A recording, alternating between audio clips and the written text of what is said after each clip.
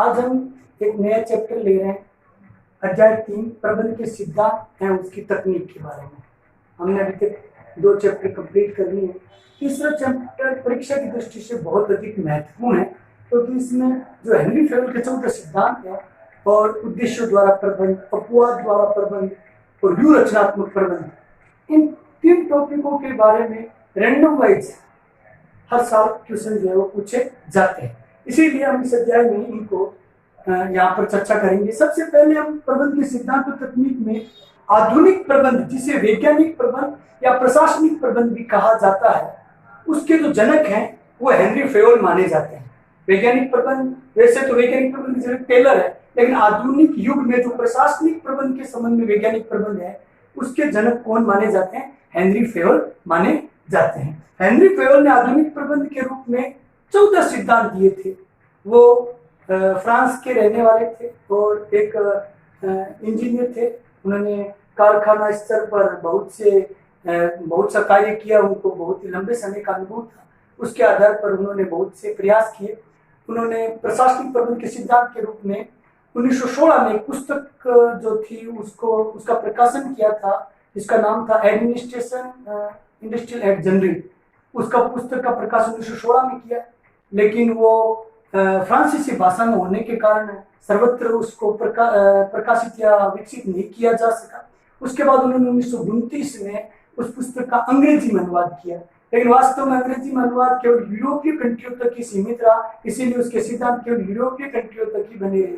फिर 1949 में उन्होंने अंतिम रूप से उसका प्रकाशन अंग्रेजी में अमेरिका में करवाया और उसके बाद में उनके जो सिद्धांत थे, प्रबंध के सिद्धांत, उनका सर्वत्र जगह योगदान देखने को मिला। तो इस तरह से उनकी एक छोटी सी भूमिका मैंने यहाँ पर आपको बताई।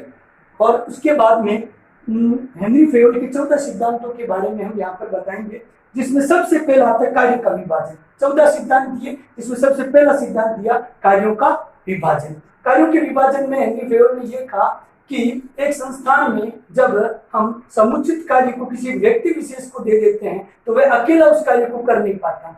इस तरह से अगर हम कार्यों के छोटे छोटे भागों को बांटकर और प्रत्येक व्यक्ति में कार्य का एक निश्चित भाग बांट दिया जाए तो उसको कम समय में आसानी से किया जा सकता है।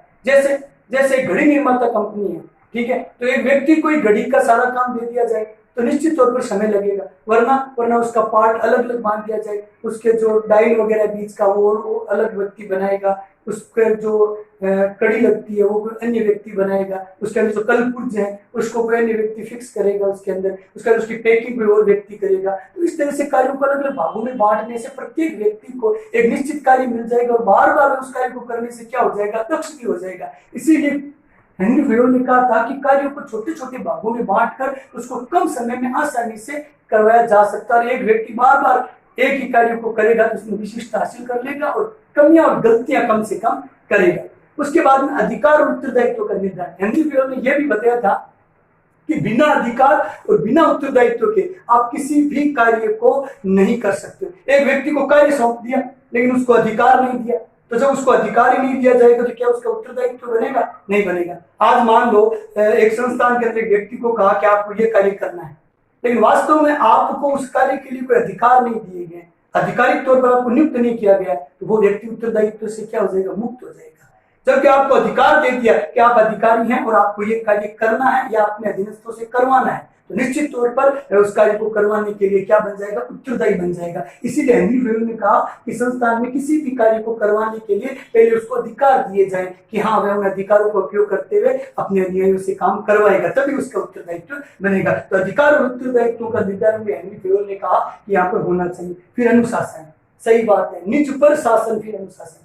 पहले खुद अनुशासित होता है तभी वो दूसरों को अनुशासित कर पाता है। और एक संस्थान में भी अनुशासन का सबसे बड़ा रोल है। अनुशासन से कार्यों में नियंत्रण होता है, अनुशासन से कार्य समय पर पूरे किए जाते हैं। अगर अनुशासन होगा तो जो कर्मचारी हैं वो उस कार्यों को नियमित समय में और व्यवस्थित रूप से कर पाएंगे। अनुशासन एक ऐसी कड़ी है जो आपस में संस्थान के कर्मचारियों को जोड़े रखती है, क्योंकि अनुशासन होगा तभी तो एक दूसरे का सहयोग करेंगे। इसलिए अनुशासन की बात भी हेनरी फेवल ने प्रबंध के 14 सिद्धांतों में कही और कहा कि संस्थान में अनुशासन का होना बहुत ही अधिक जरूरी है, क्योंकि यही संस्थान के विकास और उसकी सफलता का द्योतक माना जाता है। फिर आदेश की एकता। आदेश की एकता में हेनरी फेयोल ने यह कहा कि एक समय में एक अधिकारी एक कर्मचारी को आदेश दे ताकि एक कर्मचारी उसके आदेश की पालना कर सके। मान लो एक कर्मचारी के ऊपर 2 या 2 से अधिक अधिकारी आ गए और एक ही समय में अधिक से अधिक आदेश दे दिए, तो क्या वह सभी के आदेशों को एक साथ मान लेगा? नहीं मान पाएगा। तो यहाँ पर हेनरी फेयोल ने कहा कि एक समय में केवल एक ही अधिकारी एक कर्मचारी को आदेश देगा, तभी उसके आदेशों की पालना होगी, अन्यथा उसके आदेशों की पालना नहीं होगी। इसीलिए यहाँ पर एक शब्द आता है आदेश की एकता। आदेश की एकता क्या कहती है? एक अधिकारी एक कर्मचारी और एक आदेश की कड़ी होनी चाहिए। ऐसा नहीं है कि एक कर्मचारी जिसमें बी सी डी 3 अधिकारी लगे हुए और एक ही समय में आदेश दे रहे, तो क्या वो सभी की पालना कर पाएगा? उसके लिए सारे अधिकारी समान है, इसलिए कर नहीं पाएगा। इसलिए आदेश की एकता होनी चाहिए। एक समय में एक अधिकारी द्वारा एक कर्मचारी को आदेश दिया जाना चाहिए। फिर निर्देश की एकता। आदेश की एकता और निर्देश की एकता में अंतर यह है कि आदेश की एकता में तो एक अधिकारी और एक कर्मचारी और एक आदेश की कड़ी होती है, जबकि निर्देश की एकता में एक संस्थान के अंतर्गत एक निश्चित समय में एक अधिकारी द्वारा एक निश्चित विधि को अपनाते हुए सभी कर्मचारियों को एक साथ आदेशित करके और उनसे एक साथ उस कार्य को पूरा करवाने की कोशिश की जाती है। यहाँ तो एक व्यक्ति एक अधिकारी एक आदेश होगा,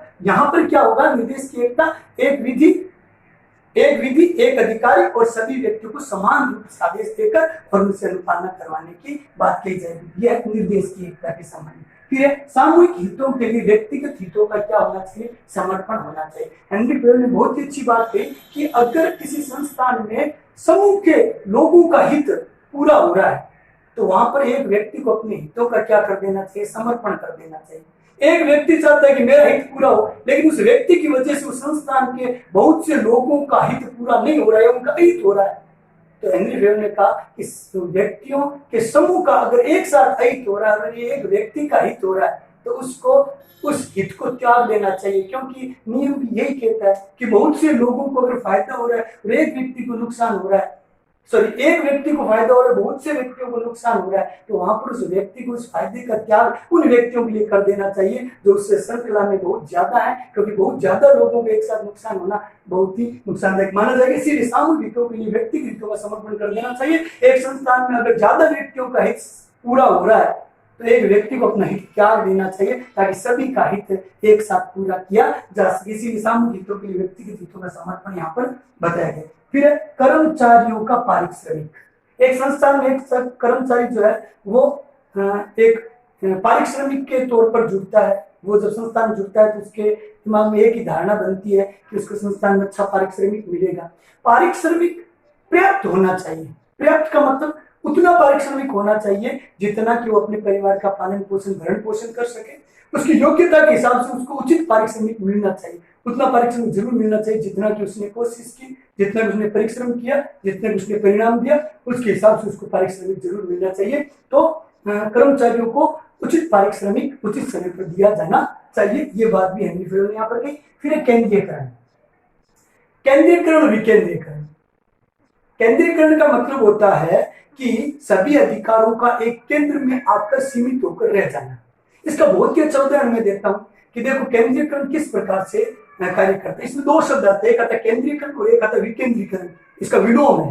केंद्रीकरण का मतलब सेंट्रलाइजेशन, एक केंद्र में आके रह जाना। विकेंद्रीकरण का मतलब होता है अधिकारों को अलग अलग जगहों पर दे देना, ठीक है ना, प्रत्यारोपित कर देना, वो विकेंद्रीकरण होता है। जैसे इसका बहुत ही अच्छा उदाहरण देता हूँ कि एक सेंट्रल में सेंट्रल गवर्नमेंट कार्य करती है, ठीक है, उसके बाद में स्टेट गवर्नमेंट कार्य करती है, ठीक है, और प्रत्येक ग्राम क्षेत्र में ग्राम सभा काम करती है। तो कहने का मतलब यह है कि अधिकारों को आपके केंद्र से राज्यों और राज्यों से जिलों से ग्राम में क्या कर दिया? बांट दिया। ये होता है विकेंद्रीकरण करना, यानी अधिकारों को केंद्र से राज्यों से जिलों और ग्रामों में उनको बांट देना ताकि समान रूप से सभी को अधिकार मिले और कार्यों को किया जा सके। लेकिन अगर मान लो ये कहा जाए कि कई बार राष्ट्रपति शासन लागू हो जाता है किसी क्षेत्र विशेष पर, है, तो वहां पर क्या होता है कि राष्ट्रपति शासन लागू होने के कारण एक व्यक्ति का वहां पर अधिकार हो जाता है, वही उसके नियम वगैरह बनाता है, तो वो क्या विकेंद्रीकरण होता है। विकेंद्रीकरण का मतलब सभी अधिकार एक व्यक्ति के पास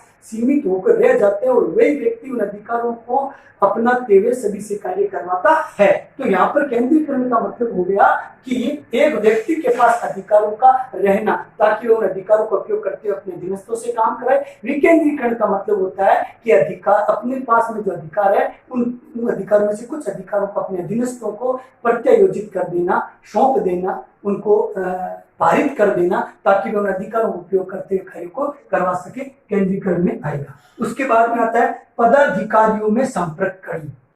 पदाधिकारी में संपर्क कड़ी, आप अपनी किताब के अंदर एक डायग्राम देखोगे जिसमें यह बताया जाएगा कि पदाधिकारी में संपर्क कड़ी में एक ऐसे आपके उल्टा वी आकार का एक पदानुक्रम दिखाया गया है, जिसमें नाम दे रखे हैं, बीच में ए दे रखा है, फिर एक कड़ी चलती है, ठीक है ना, ABCDEF, उधर GHIJ के एक मतलब डायग्राम बता रखा है। उसमें ये बताने की कोशिश कर रहा है पदानुक्रम आपके पदाधिकारी संपर्क की कड़ी में ये बताने की कोशिश कर रहा है कि एक अधिकारी है जिसके अधीन दो श्रृंखलाएं चलती है अधीनस्थों की। एक तरफ एक विभाग के अधीनस्थों की श्रृंखला चलेगी और एक तरफ दूसरे विभागों के अधीनस्थों की श्रृंखला चलेगी। अब पदाधिकारी संपर्क की कड़ी में यह बताने की कोशिश कर रहा है कि अंतिम स्तर पर जो अधीनस्थ है वो अगर उच्च स्तर पर ए अधिकारी से संपर्क करना चाहता है तो उसे सीधे संपर्क करना जो है वो नहीं पड़ेगा, और ना ही वो सीधा संपर्क कर सकता है, उसको एक निश्चित क्रम से होकर गुजरना पड़ेगा। उसके बीच में जो अधीनस्थ आ रहे हैं, जो उसके अधिकारी हैं, उनसे होकर उसे ए तक जाना पड़ेगा, ठीक है ना। इसी तरह दूसरे जो विभाग है उसमें जो अधीनस्थ है अपने अधिकारी से संपर्क करना चाहता है तो उसके मध्य आने वाले जो अधीनस्थ हैं उनसे उसको क्या करना पड़ेगा, उनसे होकर गुजरना पड़ेगा, और इस तरह से वो आपस में जुड़ सकता है। अगर वो सीधे संपर्क करने लग गया तो फिर मध्यस्थों की वहां पर वैल्यू खत्म हो जाएगी, उपयोगिता खत्म हो जाएगी, फिर मध्यस्थों को रखा ही क्यों जाए जब सीधे संपर्क किया जाए। तो ये बताने की कोशिश कर रहा है कि आप अपने उच्च अधिकारियों से होते हुए बड़े अधिकारियों तक पहुंच सकते हो, अपनी सूचना अपनी जानकारी को वहां पर दे सकते हो और सीधे आप संपर्क नहीं कर सकते। विषम परिस्थितियां हैं, कोई बहुत ही महत्वपूर्ण कोई जानकारी है, सूचना है और आप सीधा देना चाहते हो, कम समय में देना चाहते हो, तभी आप अपवाद स्वरूप उसका क्या कर सकते हो, उल्लंघन कर सकते हो। अन्यथा आपको निश्चित कड़ी या क्रम से होकर ही गुजरना पड़ेगा और इस आधार पर एक पद का क्रम जो है वो लगातार बना रहेगा। तो यहाँ पर पदाधिकारियों में संपर्क कड़ी के बारे में यहाँ पर बताया गया। व्यवस्था के बारे में भी हेनरी फेयोल ने बहुत ही अच्छी बात बताई। हेनरी फेयोल ने यह कहा कि एक संस्थान में पर्याप्त मात्रा में व्यवस्था होनी चाहिए। व्यवस्था का मतलब क्या है? व्यवस्था का मतलब है कि एक वस्तु एक निर्धारित स्थान पर होनी चाहिए और वह एक निश्चित समय में उस निर्धारित स्थान पर मिलनी चाहिए। कई बार होता है ना, घर के अंदर वस्तु रख के भूल जाते हैं, फिर घूमते रहते हैं, वस्तु मिली नहीं मिली, मिलेगी कहाँ, हमने उसको व्यवस्थित रखा ही नहीं। व्यवस्था का मतलब क्या है कि आप अगर किसी वस्तु को निर्धारित स्थान पर रखते हो तो वो समय पर मिल जाएगी, वरना आपका समय बर्बाद होगा, है ना। तो इसीलिए हेनरी फेयोल ने भी माना कि एक संस्थान में व्यवस्थाओं का होना जरूरी है। प्रत्येक वस्तु का एक निर्धारित स्थान होना चाहिए ताकि एक निर्धारित समय में जब उसकी आवश्यकता पड़े तो आप उस स्थान पर उस वस्तु को क्या कर सको, ले सको। तो ये व्यवस्था के अंतर्गत बताया गया। फिर समता का सिद्धांत था। समता में समानता से है। हेनरी फेयोल ने यह माना कि एक संस्थान के अंतर्गत प्रत्येक अधिकारी अपने अधीनस्थों को समान रूप से समझे। ऐसा नहीं है भाई भतीजावाद हो, ठीक है ना, निपोटिज्म जो भी काफी प्रचलित है शब्द, वो नहीं होना चाहिए, ठीक है ना। भाई भतीजावाद नहीं होना चाहिए, यानी सभी को समान रूप से इसको समझना चाहिए ताकि सभी वर्ग के जो व्यक्ति हैं वो उसको अधीनस्थ हैं वो उसको समान रूप से अपने अधिकारी को समझ सके। अधिकारी को भी ये लगना चाहिए कि सारे अधीनस्थ हैं जो मेरे समकक्ष हैं, ठीक है ना, और उनको उसी स्तर पर ट्रीट करना चाहिए, उनको उसी समान समझना चाहिए, उसी आधार पर उनको अधिकार देने चाहिए। ऐसा नहीं कि कुछ को अधिकार ज्यादा दिए कुछ को कम दिए या किसी पर ज्यादा ध्यान किसी पर कम ध्यान, ऐसा नहीं होता। समता यानी समानता की स्थिति यहाँ पर होनी चाहिए। फिर बात आती है आपके कर्मचारियों के कार्यकाल की स्थिरता। ये बहुत अच्छा बिंदु है। इसमें यह बताने की कोशिश कर रहा है कि एक संस्थान में कर्मचारी जब कार्य करने के लिए आता है तो कम से कम उसको निर्धारित समय मिलना चाहिए। ऐसा नहीं 2 महीने काम किया उसके बाद में उसको निकाल दिया। कम से कम जैसे जापान वगैरह में होता है कि जापान में कम से कम 5-6 साल तक उसका मूल्यांकन करते हैं, फिर अगर उसमें कमी आती है तब निकालते हैं, ठीक है। तो यहाँ पर कर्मचारी कार्यकाल की स्थिरता होनी चाहिए। एक निर्धारित कार्यकाल कर्मचारी का एक संस्थान में रखा जाना चाहिए। क्यों रखा जाना चाहिए? ताकि उसका सही तरीके से मूल्यांकन हो सके कि वास्तव में अच्छा परिणाम दे पाएगा या नहीं पाएगा, उसकी योग्यता क्षमता है या नहीं अच्छा परिणाम देने की। तो कर्मचारियों के कार्यकाल की स्थिरता वहां पर होनी चाहिए, क्योंकि कार्यकाल की स्थिरता रहेगी तो कर्मचारियों के आने जाने की जो रोटेशन वो कम होगी, क्योंकि जितने कर्मचारी आएंगे जाएंगे समय बर्बाद होगा, नए कर्मचारी को लेने के लिए भर्ती निकालनी पड़ेगी है, जिससे कार्य में बाधा उत्पन्न होगी संस्थान के कार्य में। इसीलिए कर्मचारी को निर्धारित समय पर उसको स्थिरता बनाए रखनी चाहिए। फिर प्रेरणा, प्रेरणा एक ऐसा शब्द है जो व्यक्ति को किसी कार्य को करने के लिए प्रेरित करता है। इसीलिए हेनरी फेयोल का यह मानना है कि संस्थान में अधिकारी अपने अधीनस्थों को प्रेरित करे कार्य को करने के लिए। कई बार होता है कि अधीनस्थों में क्षमता होती है कार्य को करने की, लेकिन वास्तव में उस क्षमता का पूरा उपयोग नहीं कर पाते, कारण उन्हें प्रेरित नहीं किया गया। इसीलिए एक अधिकारी को अपने अधीनस्थों को समय समय पर कार्य करने के लिए प्रेरित करते रहना चाहिए, ताकि अपनी ऊर्जा का, अपनी क्षमता का समुचित उपयोग वहां पर करेगा और संस्थान को सफल बनाने में अपना योगदान दे पाएगा। तो प्रेरणा शब्द यहाँ पर लिया गया। फिर सहयोग की भावना, सहयोग की भावना होनी चाहिए। देखो एक खेल की बात करता हूं तो एक खिलाड़ी से जो है वो खेल जो है वो नहीं जीता जा सकता, क्रिकेट है, फुटबॉल है, पूरी टीम भावना होती है, टीम वर्क होता है पूरा। तो सहयोग की भावना भी एक संस्थान के अंतर्गत होनी चाहिए। सभी मिलकर सहयोग करेंगे तभी एक कार्य जो है वो निर्धारित समय में पूरा होगा। जब आप सहयोग की भावना नहीं रखेंगे तो निश्चित होता है अपना काम तो कर लेंगे, दूसरे का काम जब पूरा नहीं होगा तो आपके कार्य की सफलता जो है वो प्रदर्शित नहीं हो पाएगी, क्योंकि आपका काम दूसरों से जुड़ा हुआ है। इसीलिए एक दूसरे का सहयोग भी जरूरी है, दोनों का सहयोग करेंगे तभी तो संस्थान के उद्देश्य पूरे होंगे। इसीलिए हेनरी फेयोल ने कहा कि सहयोग की भावना इसके अंतर्गत होनी चाहिए। इसके बाद में एक टॉपिक आता है कि हेनरी फेयोल ने आपके कारखाना स्तर पर बहुत सी तकनीकों को प्रबंध के संबंध में यहाँ पर प्रतिपादित किया। कुछ 6 तकनीक उन्होंने बताई, जिसमें सबसे पहली तकनीक थी आपके वाणिज्यिक तकनीक, जिसके अंतर्गत उन्होंने बताया कि तकनीकी क्रिया में उन्होंने ये बताया कि एक संस्थान के अंतर्गत जो तकनीकी पार्ट है, ठीक है ना, तकनीकी बिंदु है, उन पर विशेष ध्यान दिया जाना चाहिए। जैसे आपके प्रशासनिक क्षेत्र के अंतर्गत जो मशीनरी पर काम होता है तो उस पर अत्याधुनिक मशीनों का उपयोग वहां पर किया जाना चाहिए। फिर उन्होंने बताया वित्तीय क्रिया, जिसके अंतर्गत रोकड़ी लेन देन का कहां से वित्त जुटाया जाएगा इसके संबंध में जो क्रिया वो। फिर उसके बाद उत्पादन क्रिया पर उन्होंने जोर दिया। उसके बाद में उन्होंने सुरक्षात्मक क्रिया पर जोर दिया कि संस्थान के अंतर्गत कर्मचारियों की बाह्य प्रतिस्पर्धा से किस प्रकार से सुरक्षा प्राप्त की जा सके। उसके बाद में लेखांकन क्रिया पर उन्होंने जोर दिया कि लेखांकन बिंदुओं को किस प्रकार से रखा जा सके। इसके बाद में हेनरी फेयोल ने